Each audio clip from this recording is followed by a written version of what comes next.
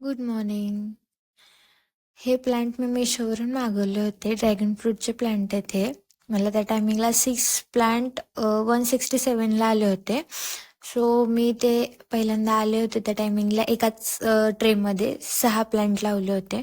त्यानंतर एक प्लांट आहे ते जळून गेलं.